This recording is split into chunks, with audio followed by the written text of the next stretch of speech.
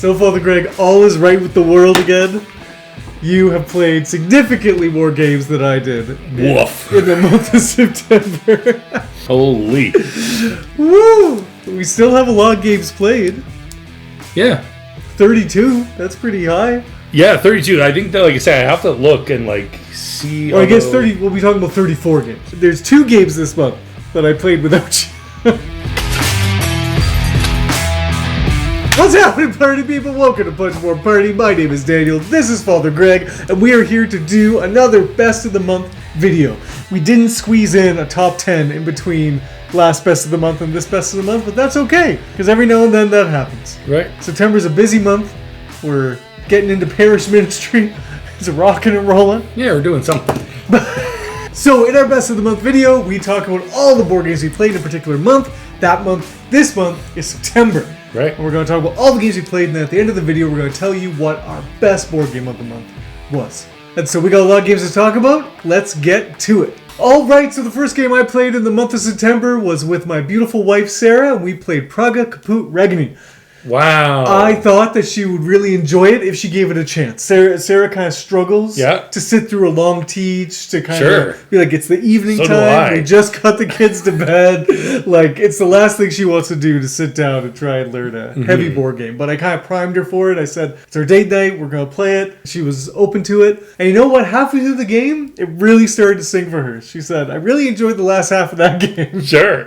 And so I'm excited, because I think it can be something that we can pull off a bit more regularly, and it can be something that she can really find her groove in, because that's the thing about Praga, is there's a lot of complexity in the game. Don't get me wrong, it's a heavyweight Euro game, but just there's that ease of entry. And what do you do on your turn? You pick a tile, there's 2 actions on that tile, you choose one of those actions to do. That's it. You do that 16 times, and you've played the game. Now, there's lots of variance in what those things are and how the things interact, but I just love that simple, there's clarity in how you play this game. So Praga Kaput Regni, it's becoming a fast favorite for me.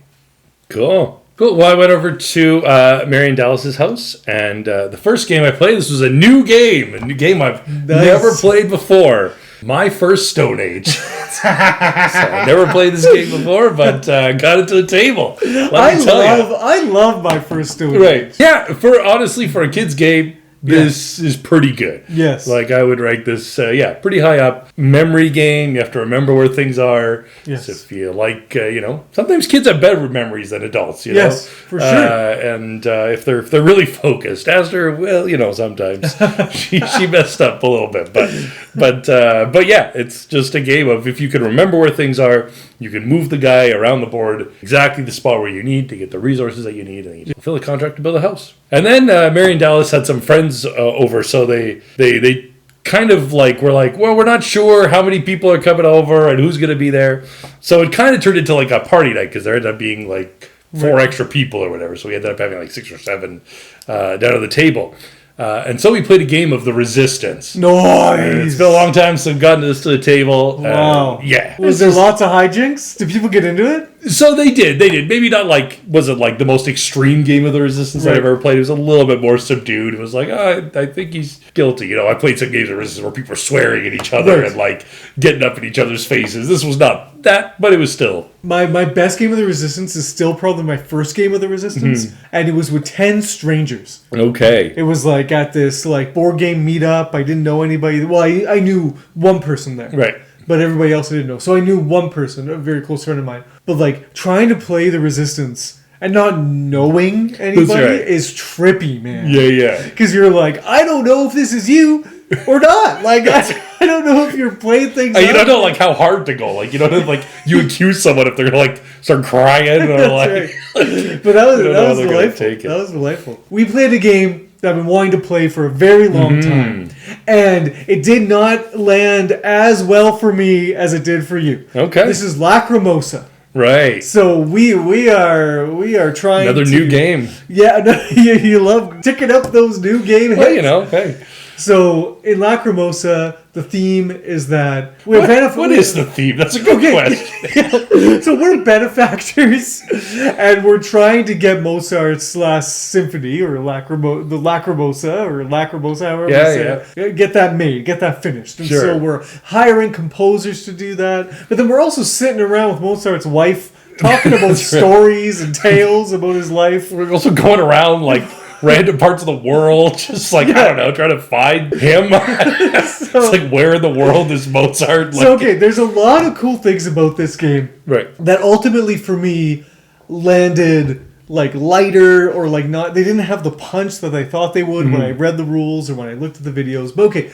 you got cards, and they're all halved, they all have a top and a bottom, and they all play in different ways. You're always going to have 9 cards, and so you lose a card and you gain a new card, and you put it at the bottom of your player board. And that's going to contribute to some resource and items that you're going to collect at the end of the round. That was neat, but that ended up not being as, like, influential in the game. Like, we found that This is a game where you have a lot of resources. Like, this is not a tight game. Right. It's a game where there's decision-making, but it's like, yeah, you've got lots of money. Like, don't worry about it. So one thing that felt weird about that was that there's things that require certain tokens or whatever to do them, but then you can just like kind of trade in money for more tokens, or trade in tokens for money, or right. So it ended up being like strange that the tokens weren't as hard to come by as money, and so you just end up spending your tokens for money at a certain point. So that was a little strange. But ultimately, you choose 2 cards for the round. One goes in the bottom, one goes in the top. And so you're losing that action that's on the card that you're going to the bottom, but then you get to do the action that's on the top. And the actions are gaining new cards. There's 2 types of cards. There's the cards that you play to do the actions, and there's the cards that you get off to the side that are sort of like performances. They get you maybe endgame scoring. Right. They maybe get you little special abilities, this kind of stuff. Then there's an action where you contribute to these new composers that are going to finish the piece. And so you contribute to the Lacrimosa. And there's an area control thing going on there. Sure. You maybe an action to travel around the board. And this is like you move Mozart. Like I don't understand. Right, yeah. The theme starts. I think it's supposed to be memories of his travels. Sure. So you're moving him around. And that was kind of neat. That had the most promise, where you move Mozart along different pathways, and you can move him as far as you want from where he was, as long as you can pay for the routes that he travels along, and then you stop and you get a benefit from where you stopped him at. So by and large, neat. A passable Euro game. Right. I want to play this again because I feel like I came down hard on it. Part of it was that Father Greg saw this as a deck builder and played it like a deck builder and benefited from playing it like a deck builder. I kind of played it like a Euro game. Yeah. And so I didn't pay attention to my hand management as well as I could have, and I think that led to my downfall ultimately. I wasn't too terribly far behind you, but yeah, so just I wanted to like this more than I liked it, and so then that made me like it less, Yeah. I thought the part of choosing the actions was neat, like getting new cards, but then you have to get rid of a card, so do you kind of overload a certain, do you get like 8 cards that all have the same action on it, then you can only do 8 things, right? Like you only do one type of action, or do you try to diversify, or like, I do need 3 black resources, but that's got an action I really want to do on top, and every round, like, there's like an incentive to do a particular action. Yes. So it's like you're incentivized to write music this round or whatever, and so you're like, I should write music, but So, yeah, a nice game. Yeah, I'm excited to play it again. Next games that we played, so with this big group of people, that we're kind of, not all board gamers in any sense of the word. Right. So the next game we played was Just One. Okay, amazing. Yeah, it is a great party game. Yes. You can't go wrong with Just One. Then we played a game of Decrypto. And Decrypto is a really interesting kind of deduction game where you have to give clues, but like you have to be a little bit obscure in the way that you give clues, because like your side has more, like it's 2 teams, and so your team has more information. Your team can like see the words, so like your word could be wet, and you say rain, and they're like, oh yeah, obviously those two words go together. But you say rain, and the other side has no idea what the clue is. Right. But as you progressively go on the game, you start giving more and more clues of things that are wet. Then all of a sudden, the other side begins to get a sense. They're like, okay, well, he said rain, and then he said water, and then he said like a pool. Right. It's like, okay, like we're getting in like the same direction. So they begin to kind of, assess what your word might be. Okay. So you have to kind of get really weird and like kind of think of things that are outside the box that they're like, what the heck kind of clue is that? Anyways, it's a little difficult to explain, I think, is like the one kind of thing. But really neat game and had a lot of fun. I really do enjoy playing. Cool. You know what? Like I kind of like I'm a midweight to heavy Euro gamer now through and through. Like this is one of my preferences when we're playing games. But every now and then, taking a foray into a party game or a word game, it's good fun, man. Yeah. So we were at Dave's and Dave got Teotihuacan back to the table with some expansions. Yep. Father Greg was not so impressed with the expansions. So we had a night. We had a night of grumpy Father Greg. You talk about Teotihuacan. You go on. You go right ahead. I'll get my thoughts at the end. So again, this is my second time in quick succession playing Teotihuacan, and I enjoy it fine. Mm-hmm. I see what it is. It fits in that category of game for me. It's in the same category, not type of game, but in the same category in my mind in terms of how I feel about it as Wingspan, as Terraforming Mars, as Brass Birmingham, where, yes, this is a good game, and I understand why a lot of people like it, but it's kind of vanilla for me. Right. Like it just, my taste kind of bounces off against it. My hipster, I get my hipster flannel on and I go like, there's more. There's other things you can be playing. Right. There's more exciting things you can be playing. But I get like the base mechanisms here are really neat. Mm-hmm. A rondel action selection mechanism.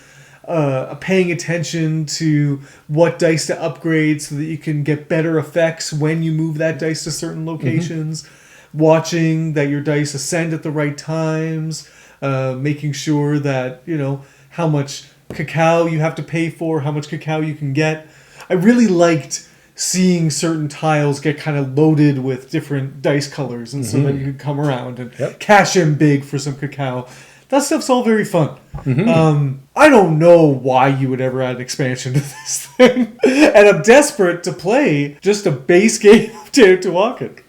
Right. Because I just got, beat out all the time because I just didn't focus on that. Like, there was a whole new temple track. It's orange, and you get some pretty supreme benefits from it. And I was just playing my own little game on the main board.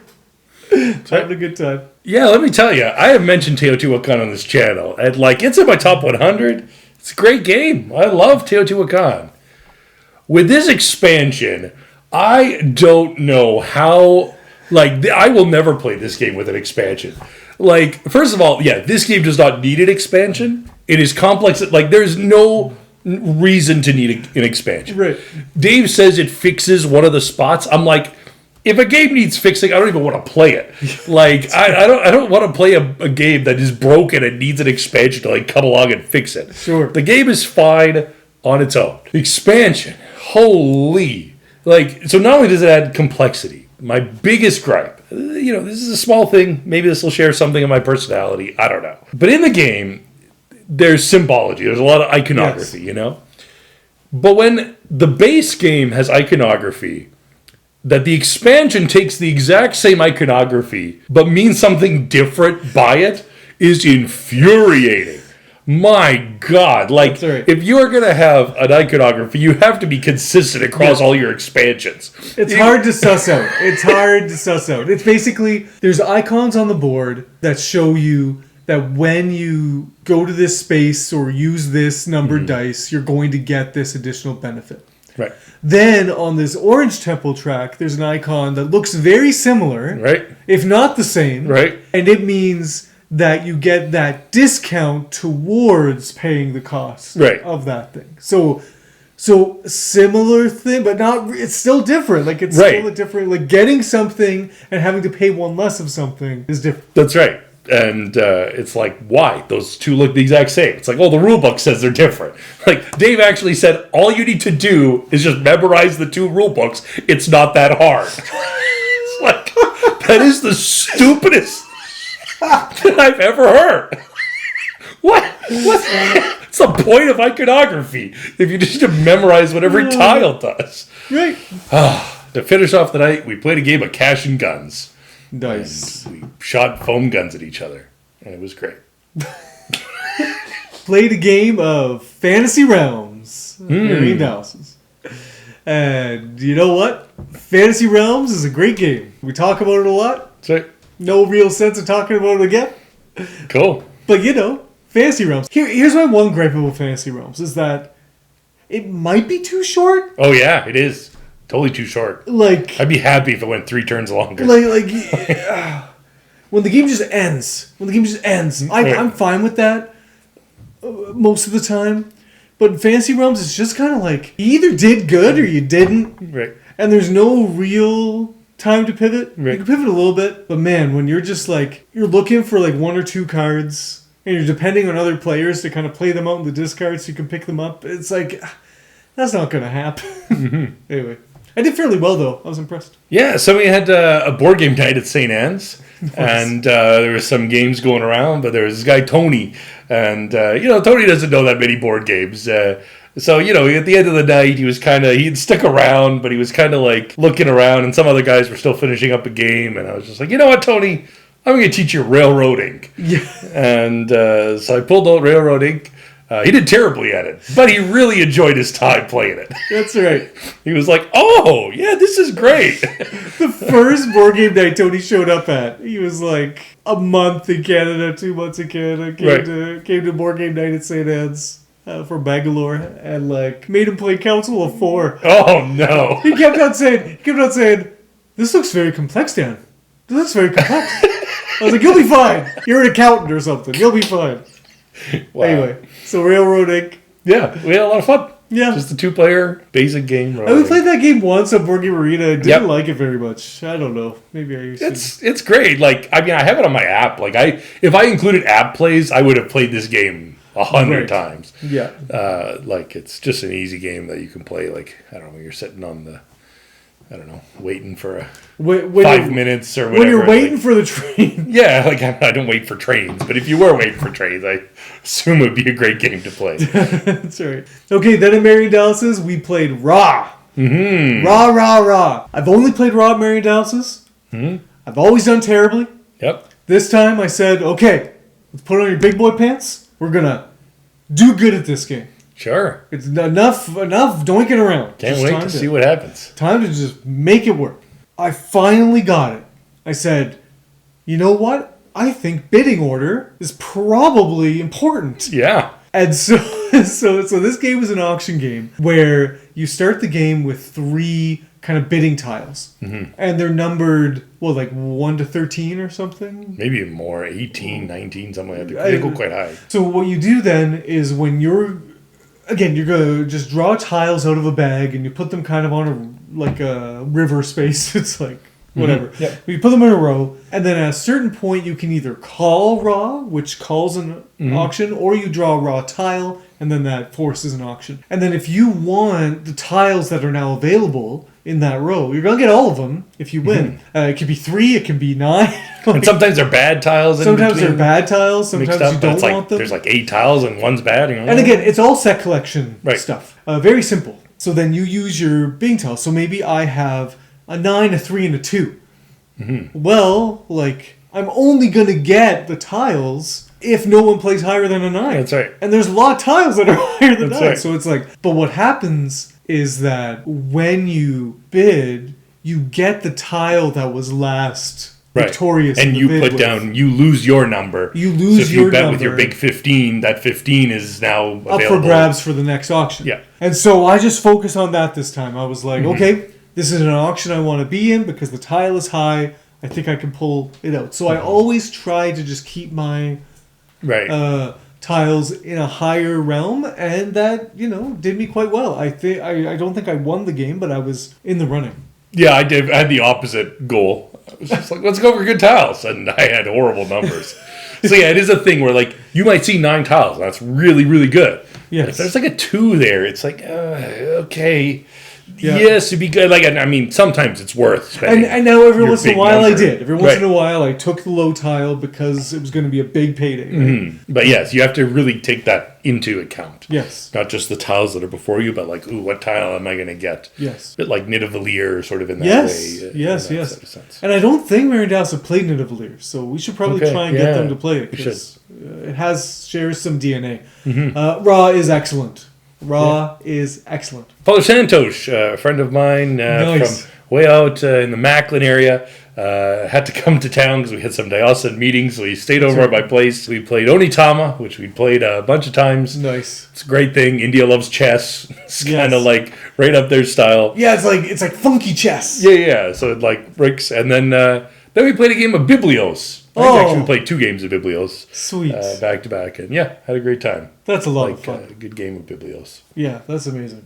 So to end off the night at Mariendals's, pulled out Isle of Skye. So I finally got to get another play of Isle of Skye. I only played it once, had a bad taste in my mouth because of it, didn't really grok it at the time. Now I played Isle of Skye, and hey, I kind of get what you're getting at. Yeah. This fun. is a cool little tile laying game, auction game by and large, but like what's neat about it is that the auction, I think I put a lot of stock in the auction of like you're gonna have money and you're gonna try and buy tiles from other people. Sort of, you are, Yep.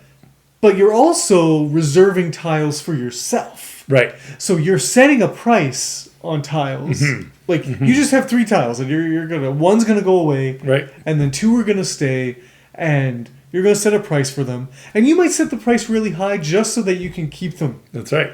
But people might buy them from you anyway. That's right. And that's kind of delightful too. 'Cause then It's you're rich. frustrating. You're rich, but you're also like, oh. That's right. And so it's all like kind of this great I think this was first, but like where I really fell in love with the scoring mechanism was in Cartographers, where each round you have a different scoring condition, but like there's a couple of scoring conditions that are active each round, and they kind of cycle through. So it's like A, B, and C, and then B, C, and D, and so they come back around, and so you're like, okay, wait, is this the last time we're scoring sheep or whatever the case may be? And so then you're trying to get tiles from players. So players will make a tile available for real expensive because it has the stuff that's going to be scoring that round, right? And you gotta can you build the game early? There's a fascinating scoring tile that I really loved where it was points for your largest completed lake.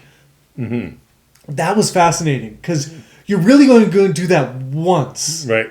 And then you're going to hope that it's enough to score well all the way through. Like, I'm not going to go back to that. Like, after I've made a big lake, I'm not going to try and make a bigger lake because then I'm neutering the points of my first big lake.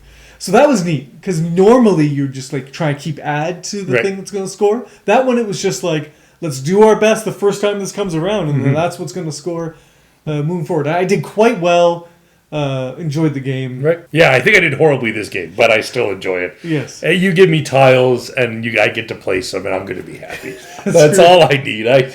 You give me Carcassonne and Isle of Skye, and I'm just a happy camper. I don't need anything more than that. You're a simple man. Yeah, that's great. Isle of Carcassonne. That's right. Let's do it. Well, then Father Matthew, who I replaced at St. Anne's, decided to go canoeing, and so he needed someone to replace him. And it was my birthday, so he decided to ask me to go back to my old parish. Nice. So I went back to my old parish. And you felt the love. That's right. It was my birthday, so a couple, family invited me over. They're a family with kids, and their oldest is, I think, 9 or 10. Anyway, they had just gotten her first copy of Everdell. Whoa!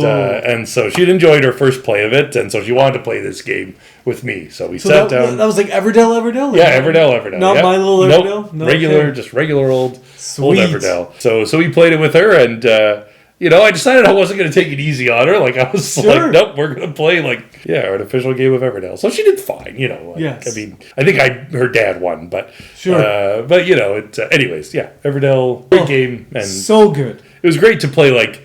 Previously, she's had some, kind of kid games. Yes. This was her first kind of, like, adult real game. Not real. And so she was happy to, like, be able to play and sit at the adult table, Yes, that's right. So we did that. Good. And then we played a game of Skyrise. So I got my second play of this game in. It's another kind of bidding auction game, but it's weird because... You're never bidding on the same property. Yeah. It's like, I bid on this property, and you can bid on something that's close to it. Yes, okay. So you, like, bid a higher price, but now you're getting that property. So it's like, eventually you're like, well, I want your property, but I'm not bidding on that one. I'm bidding on the thing beside it. Right. And anyways, there's kind of... And it goes in, like, a numbered order, or can you go back to the... No, thing? You can kind of, like, you always have to go adjacent, but you're making kind of, like, a little line that kind of sneaks around the board. Okay. Until either you get into a spot where you just can't, and then you automatically win the auction. Okay. If, like, there's no more adjacent tiles. Or nobody just wants to bid you up. Right. And so then you get that spot, and you put your little building on there. But then there's kind of like a hidden scoring, like some tiles, like each tile... Whenever you place a house on there, a little apartment or skyscraper or whatever it is, you get like a little token. And each token scores you points, but like some of them are like hidden. So like you get an A, and it's like, well, what's an A worth? And then you like flip over the A token, and it's like, it's worth 3 points. You're like, oh, okay, that's lame. But then you find the B token. The B token's worth 10 points. So you're like, okay, start collecting Bs and hope nobody notices. Right? And then everyone's like, oh, geez, he's collected 3 Bs. Bs are probably pretty good. Yeah. And so like there's different things like, and different, maybe you are trying to collect brown tiles and I'm trying to collect white tiles and so on. It sounds like lots of fun. It's a neat, simple game. Like, I have the base version of this. There's like a deluxe version that has all kinds of other stuff. I don't know that you need it. I think the base version's fine. Because it's a simple enough game. I think it's based off of another game. Yeah, Metropolis. Yeah. Okay, so we had a taco night at the Petapa residence. Did we ever? Oh boy, have you ever had chickpea tortilla? I have now. They were pretty good. Yeah, I liked them. Anyway, so Ryan and Ashley were over, and we were eating, and then we were playing some games. And the first game we played, because Ethan wanted to play it, was Captain Flip. Mm-hmm. Oh man, you know what, Captain Flip? It's not the best game in the world. Right. It's a simple thing, but there's a lot of fun. In just a little, this was a night of like small bottle, big fun, That's what was going on here. So Captain Flip, you just pull a tile from the bag. It's double-sided. You can't look at the other side of the tile until you've decided to not use the side that you can see. Then you flip it and you're stuck using that other side. Mm-hmm. And you're placing it into rows from the bottom of your board up. You're trying to keep carpenters away from gunners, and you're trying to make sure you don't have too many gunners at the end of the game. And you're trying to get your crow's nest guy up at the top of a row. Mm-hmm. And you're just trying to do all these things and seeing if you can get the most coins at the end of the game. And everyone's just kind of frantically stressing out whether they should flip their tile or not. Mm. It's fun. And this is another kind of one of those games where, like, a kid can feel like he's present at the adult table. That's right. It's like a simple enough game that it kind of... Yeah, so Ethan was loving his life. Mm-hmm. Just like... Right. I had to, like, nudge him and be like, it's okay, buddy. Right. We're all going to do how we do. That's right. But he loved it. And that was really fun to see. So at the board game night, this was a game that I played, but then I subsequently played it later, so that's why it shows up on my list here. But there was a lot of kids at this particular board game night. Yes. And so there was like a need for somebody to just like wrangle some kids together and teach them a game. So I pulled out a game that I have played, but it was long before this channel ever existed, and so I've never talked about it on this channel, so we'll classify this as a new game. And that is the Tortoise and the Hare. Wow. This is from the Tales and Games series. They like all come in a book kind of cover and so on. You know what? This is a great kids game. Like, so this is from Yellow. Yellow's a good company. They make lots of, good games. And there was like a whole series of games based on like stories. Like, I think there's one on Red Riding Hood and stuff like that. Anyways, I think this is like I mean, Downforce is an old game, so maybe this took some things from Downforce, but like maybe in before Camel Up or something like that. But it's kind of in that range of like, there's a race where you're not any particular character, but you're kind of hoping that certain characters win the race. Like you're betting on certain characters, or you have a vested interest in certain characters, and so you're moving everyone, but you're trying to move them in such a way that your character finishes the quickest. So there's like a rule that, the hare normally moves 2 spaces, but if he's in first and you move him, he won't move at all. Yes. So it's like, okay, great, the hare's in first and I'm not cheering for the hare. Now's a great time to get rid of all the hare cards in my hand. Okay. Or like, the sheep is really fast, but the sheep always has to stop at a river. So it's like the sheep's 1 space before a river. Great, let's play all my sheep cards. Okay. He's only going to move 1 space. That's great. Or like the tortoise just kind of slowly plods along. He's just like the counter. Like you don't even if no tortoise cards are played, he just keeps moving. Okay. So it's like, okay, how can I delay the game long enough that the tortoise that I'm cheering for crosses the finish line? Okay. So just a simple game, but yeah, had lots of fun. So I ended up playing this with my nieces and nephew afterwards as well, because I was like, you know what? I really like this game. Sure. So yeah. That's nice when that happens. And then I played Forage. Forage is a game I've talked about. It's This is like the game that sits in my office, and I just, whenever I have like 10 minutes maybe between stuff, I just pull out Forage. Yeah, Great there time. you go. That's fun. Sarah, myself, Father Greg, Ryan, and Ashley, and we played Las Vegas. Dorn. That's a Rudiger Dorn? That's a Rudiger Dorn game, man. Okay. This almost made me forget about my farm shop. Farm Shop's great. I don't know why. Terrible game. Don't hate on my Farm Shop. It's fine. So awful. Anyway, Las Vegas is an amazing game. Las Vegas is a simple area control dice placement game where you have 6 different casinos that are all correspond to a certain dice number, and they're all given at the beginning of a round. They're given a certain currency, amount of currencies. You just keep on putting bill cards, like money cards, out until you reach 50,000 or more. Mm-hmm. And so sometimes a casino could have 90,000 at it. Another time a casino could have 2 $20,000 cards and then a $60,000 card. Mm-hmm. And basically, on your turn, you just roll your dice, you match up your dice to like numbers, and then you put all of one number of dice at a casino, the corresponding number casino. Mm-hmm. And then you just go around the table, and then when it comes back to you, you take your remaining dice, roll them again, and do the same thing. And the person with the most dice at a casino gets the highest banknote there. Mm-hmm. But if dice are tied, then those dice just cancel out.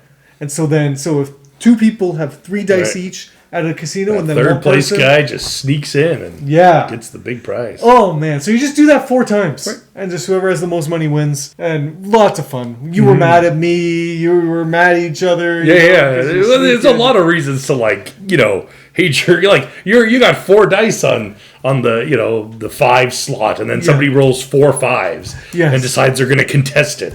Like, why? Why would you do that? Like, then the next guy goes and he puts 1 dice on the 5 because he's like, sweet. Those 2 guys are tied. I'm just going to sneak right in the middle. That's right. And then you don't roll the 5 the next time. That's right.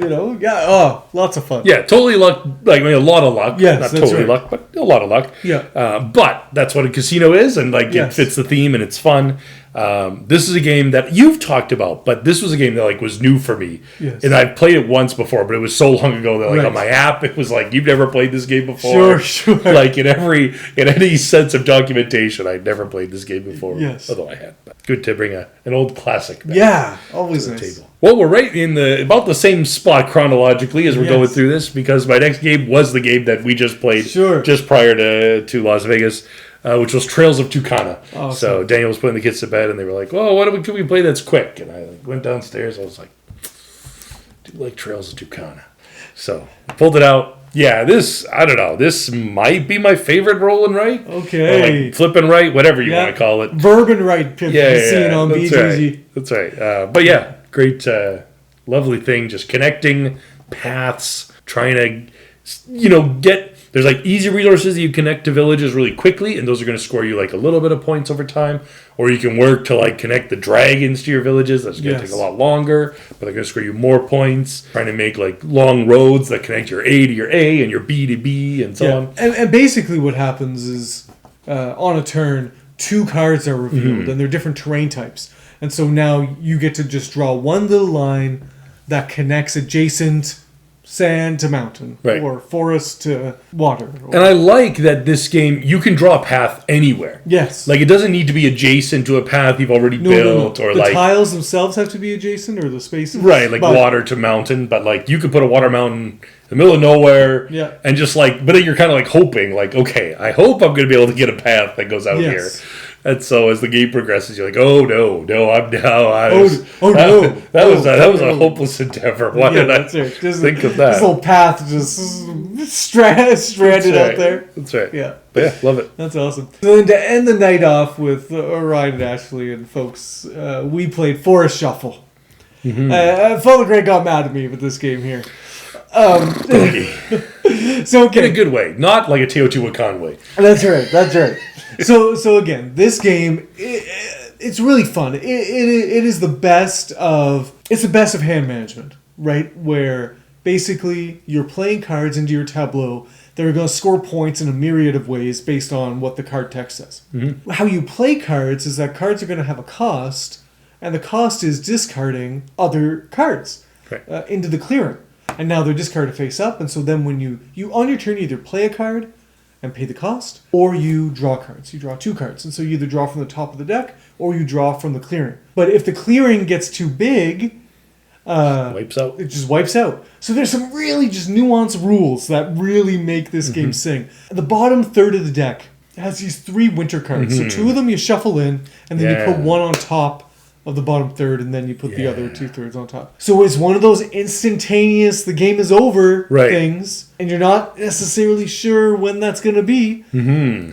And doggy. So I started doing a bit of a wolf deer strategy. Yeah, overpowered wolf deer strategy, man. Totally overpowered. Let me tell you. There's a lot of overpowered things in the game. But yes, this is a particular, if it comes up for you, you may as well do it. Right. But what the wolf does, the wolf scores like 5 points for every deer that's in your forest at the end of the game. So that's good too. But when you play a wolf, you draw cards equal to the number of deer in your forest at that time. So the game's coming to an end, and I'm wanting to play another wolf, but I need more cards in my hand to have enough to play the wolf. And so I play a wolf to draw more cards, and I drew the last winter card and ended the game. And Father Greg was sitting with, 20 points in your hand or something? Yeah. Let's not talk about that. Let's talk about how many points we had in our hands. Let's just say that... So, like, you talk about this with, like, fantasy realms, but, like... Yeah. Who doggy? Like, and this was, like, there was still, like, 30 cards left in this deck. Not like, 30. There was a substantial amount of cards. I think last time we played this, we almost got to, like, the bottom. Like, the winter card was, like, the last winter card was way at the bottom of the deck. Yeah. So we were, like, almost done, and it was like, okay, cool. But, man, when you're, like, you're just praying at a certain point, you're just like, okay. Like, I finally found, I was looking for, like, this one card. I had the oaks, and the oaks require you to get one of every tree. Yeah. And I was looking for a beech, and that son of a beech just never showed up. Because I was trying to take beeches. I was just, every time a beech would come into the clear, I was like, just wait. Where's a beech? Where's a beech? Where's a beech? And finally somebody played a beech. I was like, great. I picked it up, and then the game ended. So again, this game could easily just play until the deck is over. Mm-hmm. Okay? And I think it would be like pretty much just... Yeah, I'd be happy with that. That'd be great. But there is something to the clearing and the deck. And you're like, well, I can't have the game end. There's 2 winter cards already out. I'll just try and do the best from drawing from the clearing. So it creates a desire and a need to be creative and to figure things out. And after that... The next games that I played, that was with Mary in Dallas. I have a new board game app. My old one went defunct, but now I got all these challenges. This board game recommends these challenges to me. So I was like, sure. And one of the challenges was to get my H rating up. So the H rating is like a number, but it's like you've played that number of games that many times. Sure. So I was at 15, so I played at least 15 games. At least 15 times. Yes. And to get up to 16, I only need to get a few more games played. And so Mary in Dallas was like, hey, I think we could do it. We could do it tonight. So we just set to our mind to making my H rating go to 16. And so we played Hanami Nice. and Sushi Go. Wow. And both got those. So now I've played Sushi Go and Hanami each 16 times. Nice. Mary and Dallas are both like, you've only played Hanami 16 times. They played it like 50. I don't know. Right. And like Sushi Go, I think they've played like 100. Yes. But anyways, yeah, both great games. Easy time just to get that number up. That's awesome. Okay, so Tom came over, and Father Greg, Tom, and I, we played Zolkin. Mm-hmm. Father Greg had never played Zolkin. Yeah. We got it played. And man, I just keep loving this game. But it is wonky. It is tight. No, not wonky. Wonky's the wrong word. This is a tight Euro game where you're just trying to figure out how and when to place your workers out on these gears that are shifting. The longer they stay out on the gears, the better the rewards they get when you pull them back. You have the option of, this is a major piece of conversation that we had. Yep. There's an option to pay more corn to put more workers out at the same time. Mm-hmm. But then you either on your turn you have to place workers or you have to pull them back. So if you put like a bunch of your workers out and you have no more workers to place out, then you're going to have to pull some back, and it might be too early. You don't really want to pull any of your workers back yet. So to get that timing right is just music. Tom and I tied for the victory, and it was just like, whew, can't help but love this game. Right. Yeah, so it's an interesting game where like you put this worker out and then he's on these gears, so his gear every round just keeps like turning another spot. So like ideally, the longer he stays on, the better the actions get. If he stays on like way too long, yeah, okay, he can come back. But that never happens. Right. At least it should never happen. Yeah, that's right. Unless you're a moron. But the point is, like, you want to leave him on for like 6 rounds. Yes. Like, right? Like, you want to leave that guy on. But like, you've only got, like, you only start the game with, what, 5 workers? 4 workers? You start with 3. 3? Oh, gosh, that's horrible. You have 6 that you could have, but you start with 3. Yeah, so it's like, so at a certain point, you can't even realistically get to the 5 spot. Or at least it's difficult. Like, you have to kind of put a guy on and then pull another guy off. But then, like, that guy's only the 1 spot. So like, you're leaving one guy on a gear for a long haul, and the other 2 you're kind of going back and forth. Right, just getting kind of these low... And the game kind of, like, disincentivizes you for getting more workers because you're paying food for your workers all the time. That's frustrating and hard to do. So, yeah, a few... like, I think... We had an interesting talk about just like the game design and like, yeah, how that structured, because it makes it seem like it's better to place more guys out, but like sometimes it's better just to put one guy out and the next round one guy out, the next one guy out, and the next one guy out, and then once the guy gets to 6, you start pulling off the 6, and then you start pulling off the 6 again. You start pulling off the next 6, and each round another guy's getting to like that 6th spot, right? Yes. Because you're just subsequently like, and then you're just like taking 6 turns and just like harvesting good resources. Right. So it's an interesting kind of like back and forth thing. So yeah, interesting game. Cool. Well, then we went. Then Tom came over to Marion Dallas's, and so we played another version of Vagrant Song. Okay. And this time we fought stone statue that was crying. Okay, a little Doctor Who. Actually, there's like a bunch of them. We were like in a cemetery, and it was like basically like headstones. Okay. But they were all the exact same, and basically it was like one spirit. It was like in all of them, and and so like they all would like move and attack and kind of fun. And then yeah, it was like the theme is like really neat. I think there is the like kind of difficulty of like maybe with like Gloomhaven or things where like. Yeah, each scenario is different because you got your character's a little bit different, or he's like leveled up or whatever. But like you are doing the same general thing every time. Sure. The boss acts in a slightly different way, so there's like a little bit of like, is it samey at a certain point? But so I'm getting the impression that you're not loving this game.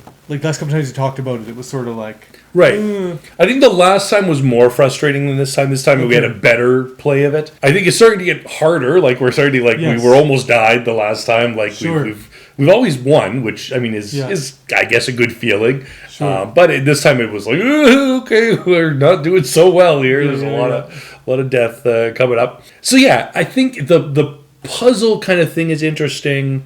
Like I say, the theme is really interesting. The rules are like unclear or difficult in terms of who the boss is going to attack. Sure. So like the ghost basically like targets a player, but it's like really weird. Like it's like, well, he's going to target the player who's nearest him. But unless there's a player with lower health, then he's going to target him. And unless one player has a candle, and then he's going to go after the candle. But then what happens if he can't make it to the candle? Then does he attack the guy who's closest? Sure. Like, so it's like there's this kind of like, I don't know, like it's almost like tech tree. yeah, like you have like a flow chart to figure out like who he attacks. And so I just like happily simplify it by just being like, obviously he's going to attack you, right? Like, Yeah. that just makes sense. Let's just avoid figuring out who he actually would attack.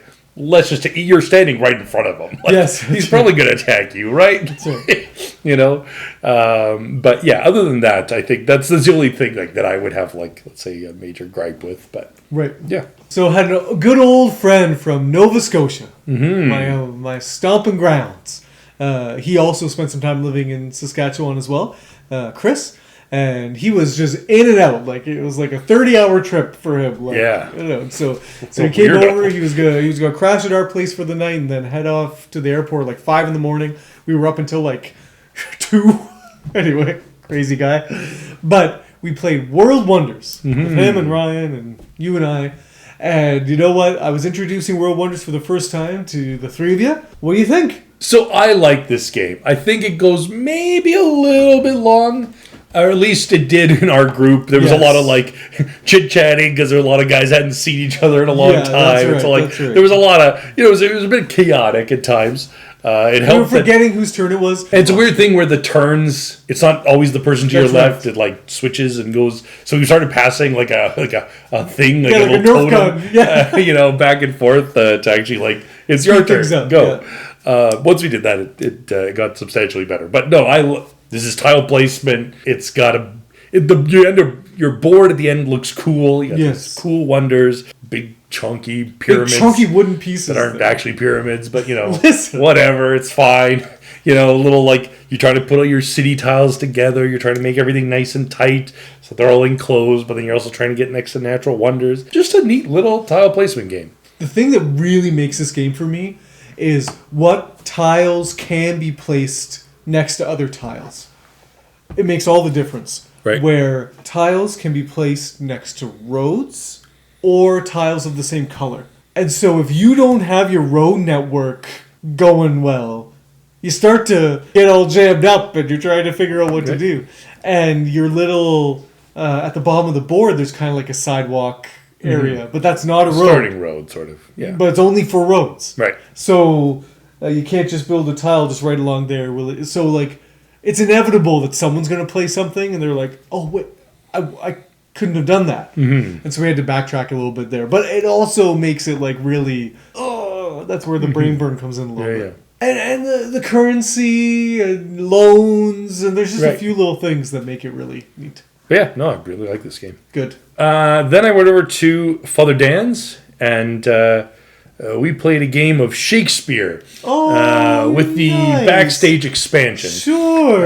And, now I actually know what this is like to play a game of Shakespeare. And then the backstage expansion, I think, is good. So it's a little different, though. Like, so the one thing in Shakespeare that really is interesting is that you have to have a bid at the start where you have like a closed fist and you reveal how many actions you're willing to do that turn. Yes. Like from 1 to 5. Whoever picks the least goes first. Yes. And there's a big advantage to going first because there's a small pool of good resources. Yeah. Like caution pieces and set pieces. That's right. And so if you're the first and you could pick up like a big number, like you might have a guy that lets you take 8 values of clothing out. And sometimes when you take 8 values of clothing out, there's only like 3 or 4 left in the pile. So even if the next guy's got an 8, he's kind of hooped. So like going first is important. The backstage gives you something to do with the actions that you haven't bet upon. Okay. Like so you bet 2, you got all these 3 discs left over. Well, you can use those 3 to get like lesser good actions, but not bad actions. So it kind of gives you something else to do.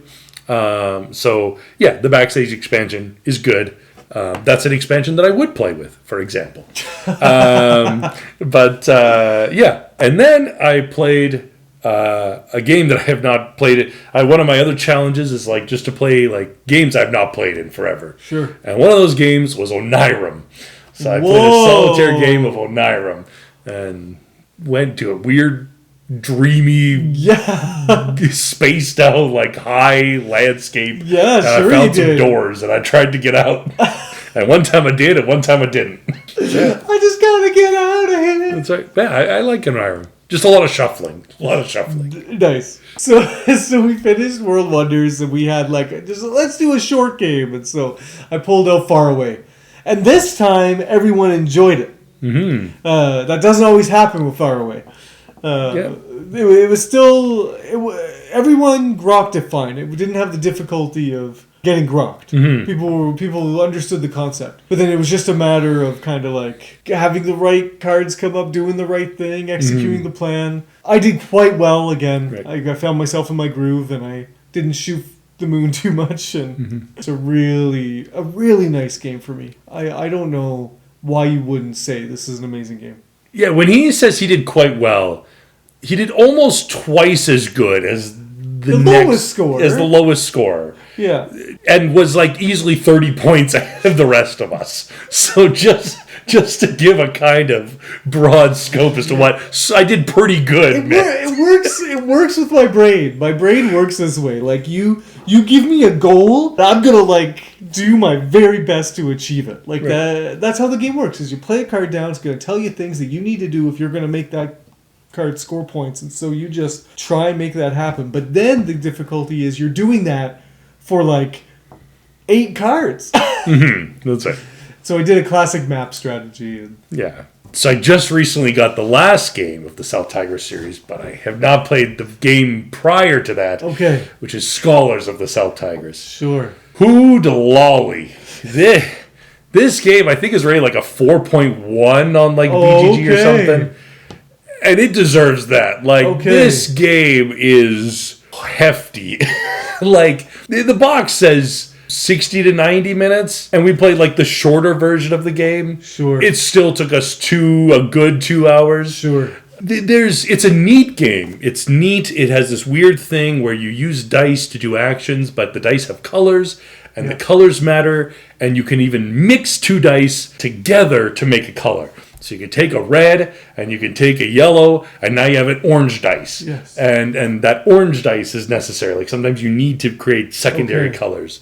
And so you start with white dice, but then you start getting primary colored dice, and you start getting secondary colored dice. Okay. So those are really prized. And the game does give you a little bit of goals to achieve. But and I read the rules. I read this rule book 2 or 3 times trying to get ready for this night. I watched a learn to play video. I still was confused. Going through this game, I was still okay, how does this work? Okay, so we're resting. Now what do we... Okay, so I take a card from the bottom. Now, what do I do with this card? Okay, sweet. Anyways, I like this game, but I'm going to have to play this a few more times in rapid succession to figure this out. Yes. Because I'm not sure if I like... I like the concept. Okay. But was the first time rough.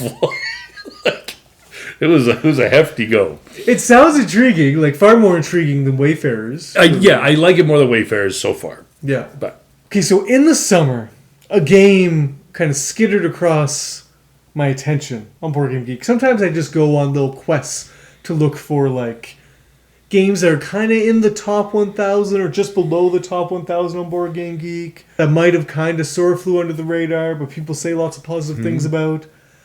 And so this game kind of came up. And I went looking for it, and it was kind of out of print everywhere. There was one French board game store in Quebec somewhere that was selling it, and I just never pulled the trigger on it. And I was in Dragon's Den the other day, and this game is just sitting on the used shelf for $10. Oh, Hanami. Oh, Hanami. The heck is that? It is a lovely... This is simple card game. This is a simple card game where you have a 120 card deck, and there's 4 suits, and just the numbers 1 to 120. So every number just shows up once. But 4 suits. And so you have blue, you have green, you have gray, and you have pink. And it's rivers, grass, rocks, and cherry blossoms. Okay. And so you're making gardens. And so you have potentially 3 gardens in front of you. And during a round, so you play 3 rounds. And each round you deal each player 10 cards, and then everybody simultaneously chooses 2 of those cards, and then puts it face down, and then you hand the rest of the cards off. It's just a drafting game. Then you play your 2 cards. And so you just put your 2 cards out. In any given row, you have to play higher cards above your highest card and lower cards below your lowest card. Mm-hmm. And so you can only access your row from the top and the bottom. And so you're potentially skipping lots of numbers and kind of hemming yourself in and whatever. So creating a little bit of a puzzle for yourself, a little bit of a jam. But basically what you're doing is in the first round, all the blue cards are going to score 3 points each. In the second round, all the blue cards are going to score 3 points each. And the green cards are going to score 4 points each. In the third round, blue scores 3, green scores 4, and gray scores 7. And then at the end of the game, you're going to score your pink cards based on like a scale, like a how do you call it? Exponential. An exponential scale. And so you can, by playing 15 or more pink cards into your tableau, you're going to score 120 points. And man, dead simple, but like so satisfying. You draft those 2 cards, and cool thing, you have the option of after you draft your cards, you can play one of them and then just discard the other, or you can discard both of them. So if you're just like, these cards are just gonna mess me up, you can just get rid of them, and then hope that the next draw is going to be better for you. So good. I just really, really enjoyed this game. It was everything I thought it was going to be. All right, party people, there you have it. Those are all of the games that we played in the month of September.